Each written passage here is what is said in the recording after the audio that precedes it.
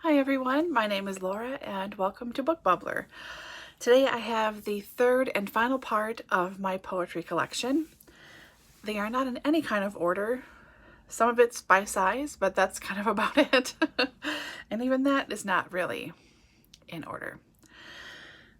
So, with hopefully minimal wobbling on this table, because these books are very heavy, I'm going to get started. And I'm going to sound probably really dumb, but I'm going to roll with it because whatever. Okay, first up is The Colossus and Other Poems by Sylvia Plath. I really like Sylvia Plath. I think like a lot of teenage girls and 13, 14, 16, whatever, you read Sylvia Plath for the first time and you're like, oh, my homegirl, it's so great. She writes beautifully. I love her stuff. So I got on a really big Sylvia kick for a long time. And this is from 1968, so an earlier edition of Colossus.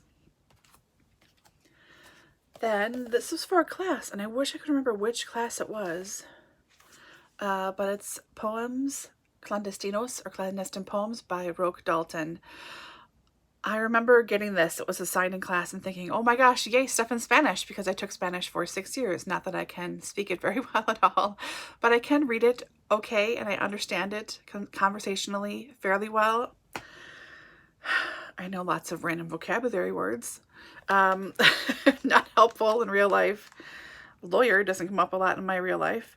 But I really enjoyed part of this book. Oh, actually, whatever we read for class, whatever that was. Like here, Old Communists and Guerrillas. So the right side of the page has it in English and the left has it in Spanish. And I was just thinking to myself, I should try to read Spanish again. It's been a long time. But I did read Julia Alvarez in Spanish and like short stories and stuff and things like this, little essays and things in Spanish. But it's been a long time. I thought I should challenge myself and see if I can still do it. So I will try this. I don't remember anything about Roque Dalton at all. Oh, apparently he was Salvadoran. This is a quote from Roque Dalton: I believe the world is beautiful and that poetry, like bread, is for everyone. Amen, sister friend.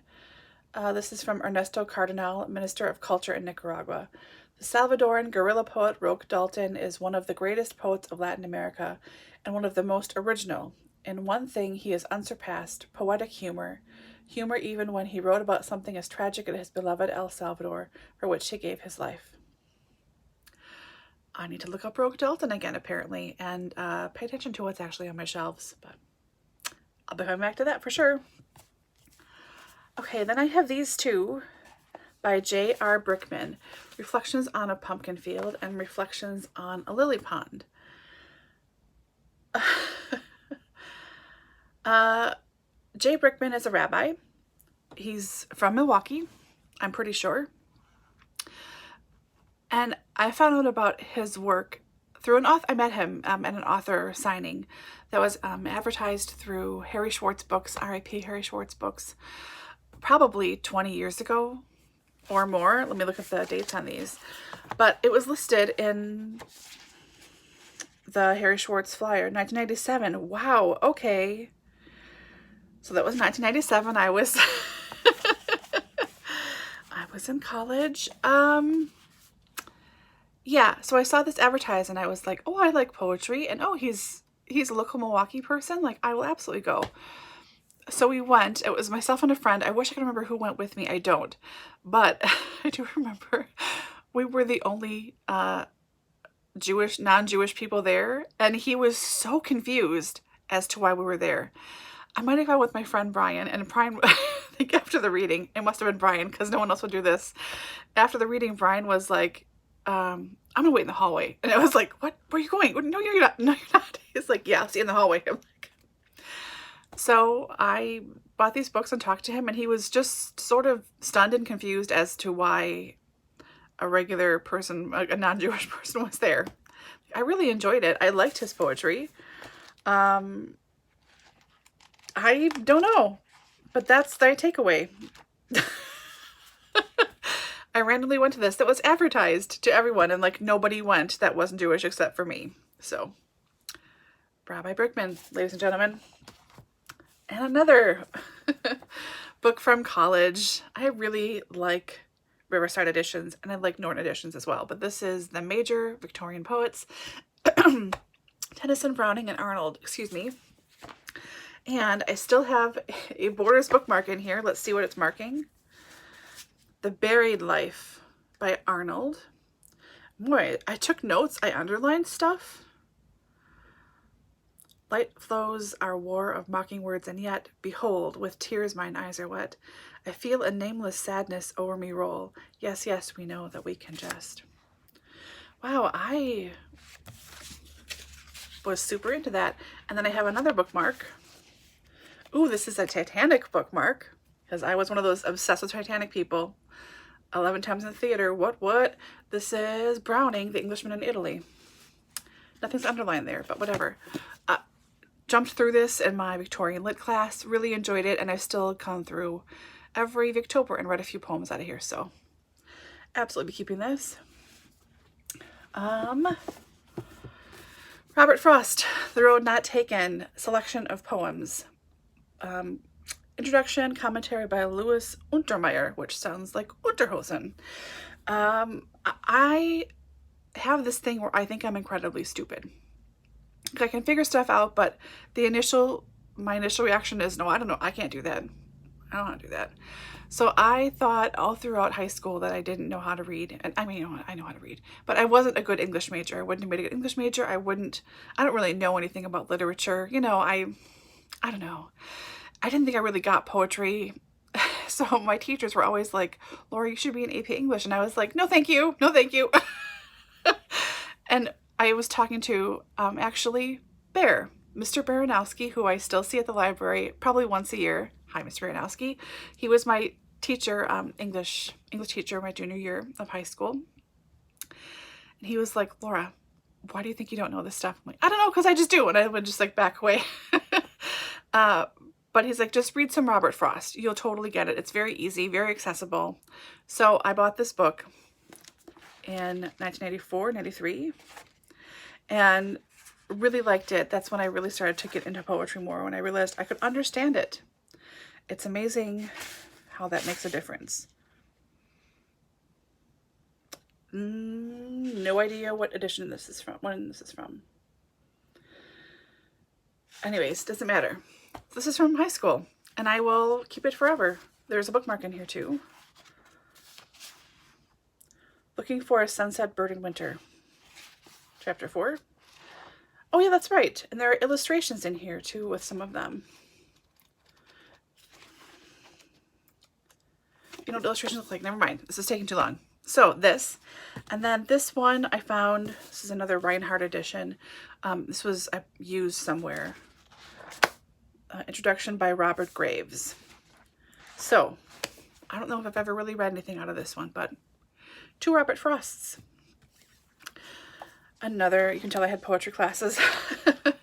Another one from college, Selected Poems by T.S. Eliot. I did really like him, though I know he's kind of a D-bag from what I hear. I did like The Wasteland, and some things I do have. For some reason, I have the index card for this from my college library. I don't know why I have this in here, or how I got it. No, I didn't steal it. Anyways, T.S. Eliot. Enjoyable, if a bit douchey.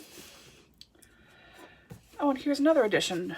I thought I had more of him. A smaller edition of The Wasteland. This one, like little pocket size little buddy.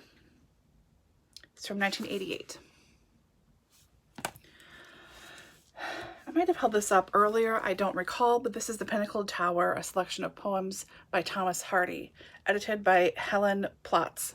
And I wish I was kidding, Plotz.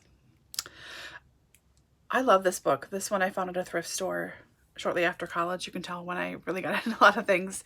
And I just fell for his writing, absolutely. Also, I still think of Hardy as one of my favorite authors, even though I've only read 2 of his works.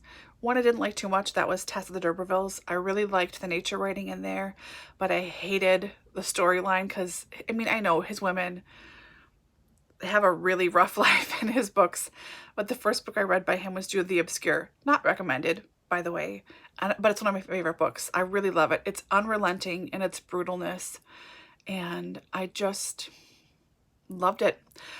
So I got into his poetry too. I have another collection I should have pulled out that's in one of those little gold Macmillan editions. Not gold. They used to be striped and now they're blue, like that Robin's Egg blue covers. You know what I'm talking about? Those guys. I have one of those of his poetry too, but this is the one that I go to read, and there's lots of stuff marked here as I couldn't stop myself. Like tons of stuff. So, yep. Final Harvest, Emily Dickinson. This is selected with an introduction by Thomas H. Johnson, another one from college. I really like Emily. I couldn't tell you anything that she'd written that I know off the top of my head, which is a bit horrifying to me right now. And oh, half of this is like, what's of this bookmark?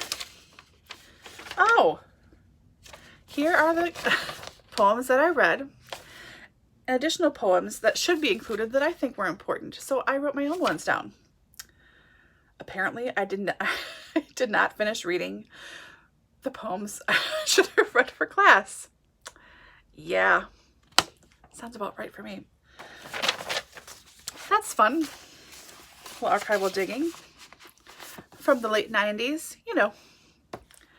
And then I have 2 here. By Anne Sexton, because I also got into Anne Sexton at the same time I got into Sylvia Plath. So here is the Book of Folly and Transformations. Transformations are poems that are riffs on fairy tales. Really like them. Some of them are very dark, but I really enjoyed them. And they are illustrated as well. This like slightly creepy 60s kind of way. Okay, it's 1 stack, then just 1 stack to go, and this is shorter because they're big books. This was a total cover by, I wonder, this was $2, I believe, but I just realized it's Bertha Goes, April 17th, 1930. It's the Winged Horse anthology, total cover by, I mean, come on, are you kidding me? It's beautiful. This big thick book. So deck of ledges, boo, but it is just about 700 pages, and it's, you know, Wilson, Tennyson, Shelley, Housman, Aiken, Walter de la Mare, never heard of him before, Coleridge, Scott, Pope. Yeah, let's see what year this is. 1929. 1929. This is bad YouTubing, but I really love this. It's really beautiful. How did I go for this? And then talk about college, an introduction to poetry. Good Lord, this is heavy. Oh my God, this is so heavy. I don't know why this is making me laugh. I'm sorry. Yeah, I liked the layout of this book. That's all I remember is the layout. I really enjoyed that. Very easy to read. Opens up nicely. Yeah, really liked it. I am one of those nerds who saved all of their books from college, mostly because it's stuff like this or stuff I could totally go through again and reuse, like Big Norton anthologies and stuff. Saved them. So yeah, I should really flip through this and read it some more. Educate myself. This collection of American Poetry Magazine from the 30s. These are all from 34. It's all of 1934 and most of 1935. These were from a garage sale someone had. So I don't know what's in here, but they were cool, and it was, I'm sure, like $2 or something. But yeah, I could probably read these. I probably should read these, but yeah, poetry magazines. And then I have the set of 3 different poetical works. These are all signed. Like Lillian, A Merry Christmas, 1898. Just showing up. It's in frame. It's in frame. Mrs. L.E. Wheeler, Rosendale, Wisconsin. Lillian Wheeler, if I have this right, is my great aunt. Great. But here, there's illustrations in here. So this this particular collection, this edition, poetical works of James Russell Lowell, with tissue paper inside. So I have James Russell Lowell's poetical works. Whoa! I almost knocked everything over. Hi! That's his name. John Greenleaf Whittier, which I only know his name from this edition because I've known it my whole life. Actually, I should flip this. There's Whittier. And the very last one, the very last part of my poetry collection. This is signed to Mabel Wheeler. Maybe Mabel was my great aunt and not Lillian. Anyway, this one is Oliver Wendell Holmes. I don't know if there are any more in this series of poetical works, but for your information, they were published by the Riverdale Press in Cambridge, Massachusetts. These were from 1890. So, yeah, this very fancy, very thick paper, very heavy trio of poetical works. So, sadly, that is a wrap on my poetry collection. Sorry, this is weirder now. I really would like to get more, and I noticed that when I was lurking on Milkweed Press's website that they have a ton of poetry. So what I think I might do, since this month I am not buying any books. Yes, it makes me nervous just saying that out loud. I'm going to try and check some stuff out from the library and see how it goes. I do want to support individual poets. I think it's really important, and I really do enjoy poetry, but I don't have the expendable cash I wish I did to regularly just try a bunch of stuff. I know what I do and don't like, but until I read it, I don't know if I like it, which is like the most obvious thing ever. Laura, you ding dong. Oh my goodness. Forgive me. So, have you guys read any of these? I'm assuming probably not, except for maybe Plath and Dickinson, like the big names, but probably none of these older editions of anything. I don't expect anyone to have read any of those, but let me know if you've got a favorite poet or whatever. And yeah, yay poetry. I could have saved this for April, which is National Poetry Month, but I wanted to do this now. Anyways, hope you're all doing well. I hope you enjoyed this, and I will see you guys very soon in my next one.